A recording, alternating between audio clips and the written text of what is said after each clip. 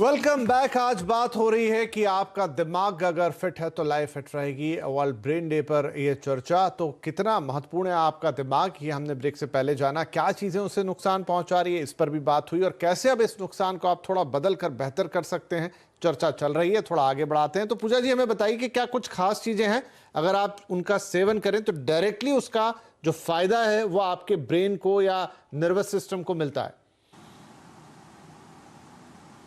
जी बिल्कुल। सबसे पहले, जैसे कि मैंने पहले भी मेंशन किया था कि लोग आजकल फैट फ्री डाइट बहुत करते हैं, लेकिन एक बात हमारे दर्शकों को नहीं पता होगी कि जो हमारा ब्रेन है वो 60% तक फैट से बना हुआ है, जिसमें से आधा ओमेगा 3 हैं सिर्फ।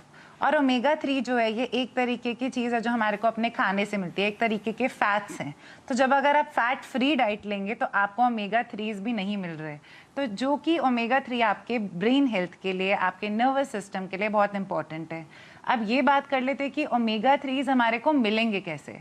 हम सब ने बचपन से सुना है कि बादाम खाने से बुद्धि बहुत तेज़ होती है, तो तेज़ का तो नहीं पता, पर ब्रेन हेल्थ डेफिनेटली बेटर होता है जब हम आमंड्स खाते हैं, जब हम वॉलनट्स खाते हैं। और इन सब के साथ में जो आजकल सुपर फूड्स हैं, जो सीड्स हैं, जैसे कि chia seeds, pumpkin seeds, flax seeds, अगर हम इन सब का जो है अपनी डाइट में उपयोग करते हैं तो हमारी डाइट जो है वो रिच हो जाती है इन ओमेगा 3, जो कि हमारे ब्रेन के फंक्शन को इंक्रीज करता है, हमारे लर्निंग में, हमारी मेमोरी में बहुत ही ज़्यादा हेल्प करता है।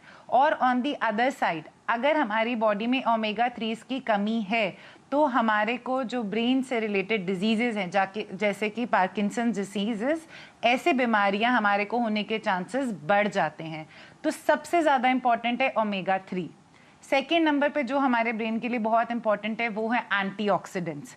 एंटीऑक्सीडेंट्स एक ऐसी चीज़ है जो हमारी बॉडी में जो इन्फ्लेमेशन होती है उन सबको, और ऑक्सीडेटिव स्ट्रेस होता है, उसको कंट्रोल करता है। इससे क्या होता है, जो हमारे ब्रेन सेल्स हैं उनकी एजिंग जो है वो स्लो हो जाती है और ब्रेन का फंक्शन इम्प्रूव हो जाता है।